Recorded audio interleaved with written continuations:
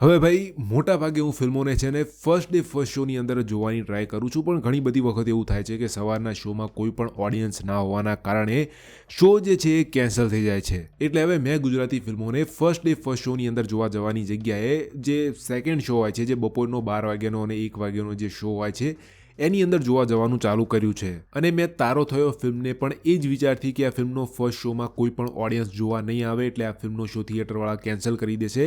એટલે હું હોલિવૂડની નોસ્ફરાતુ એક ફિલ્મ રિલીઝ થઈ છે જોવા જતો રહ્યો. અને જસ્ટ નોસ્ફરાતુ શરૂ થવાની પહેલાં જ હું બુક માય શો ઉપર અમુક વસ્તુ ચેક કરી રહ્યો હતો, જ્યાં મેં જોયું કે હું જે થિયેટરમાં ગુજરાતી ફિલ્મો જોવા જાઉં છું ત્યાં તારો થયો ફિલ્મનો ફર્સ્ટ ડે મોર્નિંગ શો જે છે ઓલમોસ્ટ હાઉસફુલ થઈ રહ્યો છે, ઓલમોસ્ટ 80% ઓક્યુપેન્સી. એટલે મને આમ થોડી નવાઈ લાગી, કારણ કે મોસ્ટ ઓફલી હું કોઈ પણ ગુજરાતી ફિલ્મને ફર્સ્ટ ડે ફર્સ્ટ શો જોવા જાઉં એટલે ઓલમોસ્ટ એના શો જે છે એ કેન્સલ થતા હોય છે, કોઈ પણ ઓડિયન્સ નથી હોવાના કારણે. અને આવું મારી સાથે વિક્ટર 303 અને કાશી રાઘવ અને મોમ તને નહીં સમજાય ફિલ્મની હારે પણ થયું હતું. પણ મેં જોયું કે તારો થયો ફિલ્મનો first day morning show almost Housefull, જે જોઈને મને નવાઈ લાગી. અને હવે એ જ થિયેટરની અંદર મારે આ ફિલ્મને સેકન્ડ શોની અંદર જોવા જવાનું હતું. અને આ ફિલ્મ જોવા જતાની પહેલાં જ હું બુક માય શો ઉપર ચેક કરી રહ્યો હતો, જ્યાં મેં જોયું કે આ ફિલ્મનો જે સેકન્ડ શો છે એ પણ ઓલમોસ્ટ હાઉસફુલ બતાવી રહ્યા છે. હવે મને તો મારા મનમાં એવું કે ભાઈ ચલો હાઉસફુલ બતાવી રહ્યા છે તો હશે ઓડિયન્સ, આ ફિલ્મને જોવા આવ્યા છે લોકો, મને એવું જ હતું. અને મને અંદરથી એવું થતું કે મોટા ભાગે તો જે હું ગુજરાતી ફિલ્મ જોવા જાઉં છું એમાં કોઈ પણ ઓડિયન્સ નથી હોતું. આ ફિલ્મની અંદર આખું થિયેટર ભરેલું હશે એટલે ફિલ્મ જોવાની મજા આવશે. એટલે હું હવે થિયેટરમાં પહોંચ્યો, થિયેટરના હોલમાં બેઠો અને મેં જોયું કે મારી સિવાય બીજા 4-5 લોકો બેઠા છે અને આખું થિયેટર ખાલી ખમ. હવે એ વખતે તો મને એકદમ લાઇટ ના થઈ. મને થયું કે ભાઈ હશે કદાચ, ચલો કોઈ ટેકનિકલ ઇશ્યુ હશે બુક માય શો વાળાનો, એટલે કદાચ ખોટી ઓક્યુપેન્સી બતાવતા હશે. અને હું જે થિયેટરમાં જોવા ગયો તો એની જ વાત નથી કરતો, એ સિવાયના પણ જે બાકીના થિયેટરમાં જે ગુજરાતી ફિલ્મો રિલીઝ થાય છે એ થિયેટરનું પણ મેં ચેક કર્યું અને ત્યાં પણ આ ફિલ્મના શો બધા ઓલમોસ્ટ હાઉસફુલ કાં તો ઓલમોસ્ટ 50% ઓક્યુપાઈડ હતા. અને આ વસ્તુ તો હવે મારા મગજમાં નહીં, પણ પછી જ્યારે હું ઘરે પાછો આવી રહ્યો હતો ત્યારે મારા મગજમાં મને અચાનક એક ખ્યાલ આવ્યો કે શું આ ફિલ્મના PR ટીમ તરફથી તો કોઈ કોર્પોરેટ બુકિંગ તો નહોતું ને? અને હવે બોલિવૂડમાં અને સાઉથમાં તો એ ટ્રેન્ડ છે જ કે ભાઈ ફર્સ્ટ ડે અને ફર્સ્ટ વીકનું જે કલેક્શન વધારે આવે એ બોક્સ ઓફિસ કલેક્શનનો ઉપયોગ કરી ફિલ્મને માર્કેટ કરવી. અને બોલિવૂડની અંદર અને સાઉથની અંદર એવું પણ થાય છે કે ફિલ્મના જે પ્રોડ્યુસર હોય અને જે મેઇન એક્ટર હોય એ ફિલ્મના જે ફર્સ્ટ ડે અને સેકન્ડ ડે એ બધા જે શો હોય એ બધા જ શોની ટિકિટ જે છે ઓલમોસ્ટ ખરીદી લે અને બેસિકલી એક બલ્ક ટિકિટ બુકિંગ કરે, જેથી એનું જે ફર્સ્ટ ડે અને ફર્સ્ટ વીકનું જે કલેક્શન આવે એ બહુ જ વધારે આવે અને એ કલેક્શન બતાડીને એ ફિલ્મને માર્કેટ કરે. અને આવું હાલની તારીખમાં પણ બોલિવૂડ અને સાઉથની અંદર થઈ રહ્યું છે અને ચાલે છે. તો શું હવે તારો થયો ફિલ્મથી ગુજરાતી ફિલ્મ ઇન્ડસ્ટ્રી પણ એવું જ કરવા જઈ રહી છે? અને હવે મને એ તો નથી ખબર કે આમાં કેટલી સાચું છે અને કેટલું ખોટું છે. હું બધા થિયેટરની અંદર ચેક કરવા નથી ગયો કે કયા થિયેટરમાં ઓનલાઈન ફૂલ બતાડે છે અને થિયેટરમાં કોઈ લોકો નથી, તો એવું હું બધા થિયેટર જોવા નથી ગયો. પણ મારા થિયેટરમાં એવું થયું હતું એટલે મેં તમને કીધું. અને એની પોસિબિલિટી બહુ જ વધારે છે કે આની કોર્પોરેટ બુકિંગ થઈ હોય, કારણ કે ટેકનિકલ ઇશ્યુ કોઈ એક થિયેટરમાં કોઈ એક શોની અંદર બની શકે, કદાચ 2 શોની અંદર પણ બની શકે, કોઈ એક પર્ટિક્યુલર થિયેટરની અંદર એવું બની શકે કે ભાઈ બુક માય શો ઉપર આખું ફૂલ બતાડે છે અને જ્યારે આપણે ફિલ્મ જોવા જવી તો કોઈ પણ ઓડિયન્સ જોવા નથી આવતું, પણ મલ્ટિપલ થિયેટરની અંદર શો હાઉસફુલ જઈ રહ્યા છે, એવું કઈ રીતે પોસિબલ છે? તો એ વસ્તુ થોડી ડાયજેસ્ટ નથી થતી. પણ બીજી એક વસ્તુ આખા સિનેરિયોને બહુ જ કન્ફ્યુઝ બનાવે છે કે આના ફર્સ્ટ ડેના જે બધા શો હતા એ તો બધા ઓલમોસ્ટ હાઉસફુલ જતા હતા અને ઓલમોસ્ટ 80% શોની અંદર હાફ થિયેટર ફૂલ કાં તો ઓલમોસ્ટ ફૂલ જેવી સિચ્યુએશન હતી. પણ શનિવારના દિવસે એટલે કે આજના દિવસે જ્યારે હું આ વિડીયો રેકોર્ડ કરી રહ્યો છું તો આજના કોઈ પણ હાઉસફુલ શો નથી અને કોઈ પણ જગ્યાએ આપણને ઓલમોસ્ટ 50% ઓક્યુપેન્સી પણ જોવા નથી મળતી. અને આ ફિલ્મ સાથે બાકી ગુજરાતી ફિલ્મોની કમ્પેરિઝનમાં એકદમ ઉલટું, જેમ કે કાશી રાઘવ વિક્ટર 303 પહેલા દિવસની અંદર લોકો કોઈ પણ જોવા નહોતું ગયું, પણ શનિ રવિના દિવસે એની ઓક્યુપેન્સી વધી હતી. અને બેસિકલી એ રીતે થાય છે કે ભાઈ પહેલા દિવસે શુક્રવારે કોઈ પણ લોકો જોવા નથી જતું, શનિ રવિના દિવસે મોટા ભાગે ફિલ્મો જોવા લોકો જતા હોય છે. પણ આ ફિલ્મ સાથે ઉલટું થઈ રહ્યું છે. અને ભાઈ આ ફિલ્મ જે છે એ કાલે રિલીઝ થઈ હતી, એટલે કાલનું આ ફિલ્મનું જે બોક્સ ઓફિસનું કલેક્શન છે આજે આવી ગયું છે.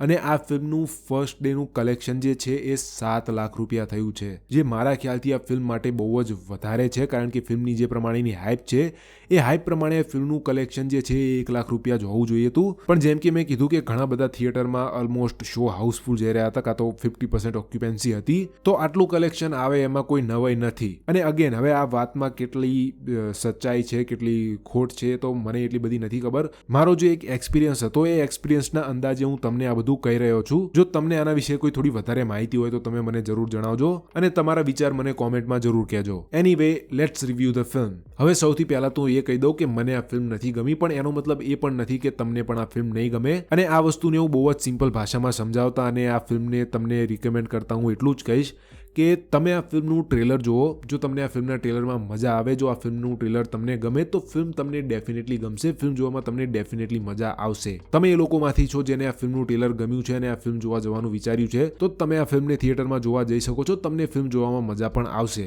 પણ જો તમને પણ મારી જેમ આ ફિલ્મનું ટ્રેલર ના ગમ્યું હોય અને આ ફિલ્મના ટ્રેલરમાં મજા નહીં આવી હોય, તો તમને ફિલ્મ જોવામાં પણ કોઈ પણ જાતની મજા નહીં આવે. આઈ થિંક 40+, 50+ અને 60+ના જે એજ ગ્રુપના લોકો છે એમને આ ફિલ્મ જોવામાં વધારે મજા આવશે. તો જો તમે કોઈ એ એજ ગ્રુપમાંથી છો જે આ ફિલ્મને જોવા જવાનું વિચારી રહ્યા છો, તો તમે આ ફિલ્મ જોવા જઈ શકો છો. Taaro Thayo film directed by Dharmesh Mehta, જે એમને આની પહેલા એઝ અ એડિટર ઘણી બધી ફિલ્મોની અંદર અને ઘણી બધી ટીવી સિરિયલની અંદર કામ કર્યું છે, અને આ એમની ડેબ્યુટ ફીચર ફિલ્મ હતી.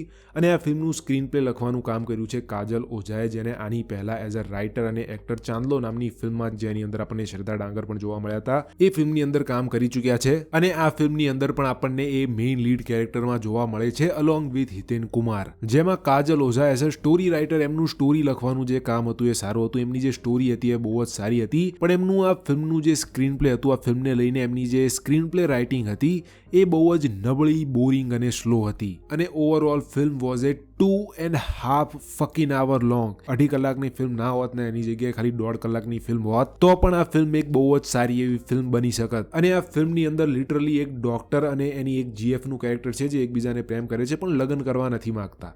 અને આ બંનેની એક સ્ટોરી આ ફિલ્મની અંદર જે નાખવામાં આવી છે, આ ફિલ્મને બહુ જ બોરિંગ, અનઇન્ટરેસ્ટિંગ અને ડલ બનાવે છે, જેની આ ફિલ્મની સ્ટોરીને કોઈ પણ જરૂર નથી. જો આ ફિલ્મની અંદર એમની સ્ટોરી હોત જ નહીં અને ખાલી એમને એઝ અ ડોક્ટર જ વાપરવામાં આવ્યો હતો, એમને એમની લવ સ્ટોરીવાળો એંગલ ના બતાવવામાં આવ્યો હોત, તો આ ફિલ્મની સ્ટોરી બહુ જ વધારે સારી હોત. ઇવન આ ફિલ્મ બહુ જ સારી હોત. અને એ એક વસ્તુ હતી જે આ ફિલ્મને મારી માટે એક ખરાબ ફિલ્મ પણ બનાવે છે. ફિલ્મની અંદર બહુ જ સારી એવી થીમ, સબ્જેક્ટ અને મેસેજ દેવામાં આવ્યો છે, જે મેસેજ સારો પણ હતો, પણ ઘણી વખત આ ફિલ્મ આપણને લેક્ચર દેતી હોય એવું લાગે છે.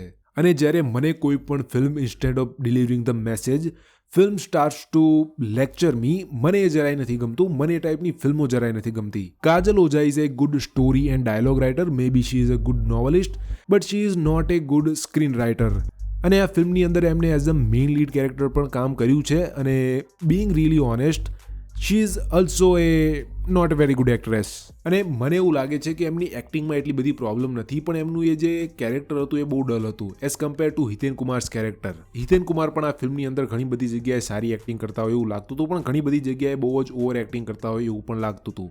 એમનું કામ આ ફિલ્મની અંદર બહુ જ એવરેજ કાં તો ઠીકઠાક હતું એવું કહી શકાય. પણ ફિલ્મની એક વસ્તુ જે મને થોડીક સારી લાગી એ હતી આ ફિલ્મના ગીતો. એવું નહીં કહું કે બહુ જ જોરદાર હતા, પણ સારા હતા. આ ફિલ્મ મારી માટે એક પોદળો ફિલ્મ બનીને રહી જાય છે. I would give this film a 4 out of 10. This film is a garbage for me. It was just a not my cup of tea. Technically પણ આ ફિલ્મ બહુ જ ઠીકઠાક ફિલ્મ હતી. જેમાં મારે એક વાંધો ઉપાડવો હોય તો આ ફિલ્મના કલર કરેક્શન અને કલર ગ્રેડિંગની અંદર જે એક હ્યુમન સ્કિનનો જે કલર ટોન હોવો જોઈએ, throughout the film it was inconsistent and bad. અને ભાઈ આ ફિલ્મના ટ્રેલરમાં મને થોડાક અટપટા અને થોડાક નેગેટિવ કોમેન્ટ જોવા મળ્યા હતા, જે બેસિકલી હું કોઈ પણ ફિલ્મ વિશે થોડુંક ખરાબ બરાબ બોલું તો પણ મને જોવા નથી મળતા. પણ આ ફિલ્મને લઈને જેના વિશે હું એટલું બધું કંઈ ખરાબ નથી બોલ્યો, તો પણ મને એક નેગેટિવ અને અટપટા ટાઈપ કોમેન્ટ જોવા મળ્યા હતા. હવે કેમ એ તો મને નથી ખબર, અને આ હજી પણ એ બધા કોમેન્ટને મેં ડિલીટ નથી કર્યા. એ બધા હજુ છે જ, જે તમારે વાંચવા હોય તો તમે વાંચી શકો છો. અને એ કોમેન્ટના બધા મેં રિપ્લાય દેવાના પણ કોશિશ કર્યા છે અને એમને સમજાવવાની કોશિશ કરી છે. અને એમાં એક કોમેન્ટ એવી હતી કે તમે ગુજરાતી થઈને ગુજરાતી મૂવી વિશે કેમ આવું બોલો છો? તમારે રિવ્યૂ આપવા હોય તો પોઝિટિવ રિવ્યૂ આપો ને, આ નો બનાવો ભાઈ. હવે ભાઈ અહીંયા જુઓ, ટેલર હોય, ટીઝર હોય કે ભાઈ ફિલ્મ પોતે જ હોય, ફિલ્મ વિશે હું મારા વ્યક્તિગત ઓપિનિયન જે છે એ હું મારા વિડીયોમાં શેર કરું છું. તો જો હવે મને ફિલ્મ હોય કે ટીઝર હોય કે ટ્રેલર હોય જો મને નેગેટિવ લાગશે તો એના વિશે હું નેગેટિવ રિવ્યૂઝ આપીશ. અને રહી વાત સપોર્ટની તો એ તો હું કરી જ રહ્યો છું આ ફિલ્મોના રિવ્યૂ અપલોડ કરીને મારી યુટ્યુબ ચેનલ ઉપર, જે જોઈને ગુજરાતી ફિલ્મ ઇન્ડસ્ટ્રી સુધરી શકે છે અને વધારે સારી બની શકે છે. અને પ્લસ હું આ બધી જ ફિલ્મોને ફર્સ્ટ ડે ફર્સ્ટ શો કાં તો ફર્સ્ટ ડે સેકન્ડ શો 250 રૂપિયાની ટિકિટ હોય તો પણ હું જોવા જાઉં છું. અને છતાં પણ ઘણા બધા લોકો, અને ભાઈ make no mistake, you are releasing your film for public. Your film's trailer, teaser and your film itself is in the public domain. અને પબ્લિકની પાસે અધિકાર છે કે કોઈ પણ વસ્તુ જો પબ્લિક ડોમેનમાં અવેલેબલ છે તો એના ઉપર એમને જે મન ફાવે એવું ક્રિટિસિઝમ દઈ શકે છે. અને હું ભલે એક ફિલ્મ ક્રિટિક રહ્યો, હું પણ પબ્લિકની અંદર જ આવું છું. જો હવે મારા રિવ્યૂ જોઈને તમારી બળી જતી હોય તો પછી ના જોશો મારા રિવ્યૂ. કોઈ તમને ફોર્સ નથી કરી રહ્યું. અને ભાઈ જો કોઈ લોકો અથવા તો આ ફિલ્મના પીઆર ટીમમાંથી કોઈ પણ જે મારા વિડીયો ઉપર નેગેટિવ કોમેન્ટ્સ કરશે, ગાળો દેશે અથવા તો મને ધમકી દેશે તો પણ મારા રિવ્યૂમાં કોઈ પણ ફેર નહીં પડે. મને જેવી ફિલ્મ લાગશે એવું જ હું ઓનેસ્ટ રિવ્યૂ મારા વિડીયોમાં આપીશ. ફિલ્મ ભલે આખી દુનિયાને ગમે, ફિલ્મ ભલે એક હાઈએસ્ટ ગ્રોસરિંગ ફિલ્મ હોય, ફિલ્મ મને નહીં ગમી તો હું ફિલ્મનું એવું જ રિવ્યૂ આપીશ કે ભાઈ ફિલ્મ મને ના ગમી. અને કાં તો પછી કોઈ એવી ફિલ્મ હશે જે આખી દુનિયાને નહીં ગમે અને ફિલ્મ એક બહુ જ મોટી ડિઝાસ્ટર ફ્લોપ હશે, પણ મને એ ફિલ્મ ગમી તો એ ફિલ્મના રિવ્યૂમાં પણ હું એવું કહીશ કે ભાઈ મને આ ફિલ્મ ગમી અને હું મારા રિવ્યૂમાં મારા ઓપિનિયન શેર કરું છું. મને જેવું ફિલ્મો વિશે લાગે છે એ વસ્તુ હું શેર કરું છું. અને કોઈ ભલે ગમે તેટલી ટ્રાય કરે, તમે મારી એ ટ્રુ વોઇસને દબાવી નહીં શકો. અને ભાઈ આઈ થિંક કે આ વિડીયોની અંદર પણ મને નેગેટિવ અને ખરાબ કોમેન્ટ કાં તો હેટ કોમેન્ટ જોવા મળશે, કારણ કે આ ફિલ્મને મેં ખરાબ કીધી છે. તો એ લોકોને હું એવું જ કહેવા માંગીશ, જે પણ તમે લોકો હોય અથવા તો આ ફિલ્મના પીઆર ટીમમાંથી તમે કોઈ હોય, ફિલ્મ ઇન્ડસ્ટ્રીમાંથી હોય, તો તમારી મને કોઈ પણ બીક નથી લાગતી. અને જો તોય પણ હવે તમે મારી હળી કરશો તો let me tell you in a very simple words, if you will try to fuck with me, be prepared to get fucked. I am not afraid of you or anybody. I have a balls to say some ballsy shit and I have a gut to digest hate and I also have balls to defend myself. Do you? અને ભાઈ તમે હવે મોટા ઢાંઢા થયા, લોકોના ઓપિનિયનને સમજતા શીખો. તમે હવે કંઈ નાના નથી રહ્યા, ગ્રો અપ. અને ભાઈ આપણી ચેનલના જે 200 સબસ્ક્રાઈબર છે એ કમ્પ્લીટ થઈ ગયા છે અને આપણી ચેનલ બહુ જ ફાસ્ટ ગ્રો કરી રહી છે. તો જે પણ લોકોએ મારી ચેનલને સબસ્ક્રાઈબ કરી છે એ બધાનો ખૂબ ખૂબ આભાર. I really appreciate it and thanks for your support. I will try my best to give you the best review possible. તમારા લીધે મારી આ ચેનલ બહુ જ ફાસ્ટ ગ્રો કરી રહી છે. તમારા આ સપોર્ટ માટે thank you very much. Gujarati ફિલ્મોના ગુજરાતીમાં રિવ્યૂઝ જોવા માટે સબસ્ક્રાઈબ ધી ચેનલ.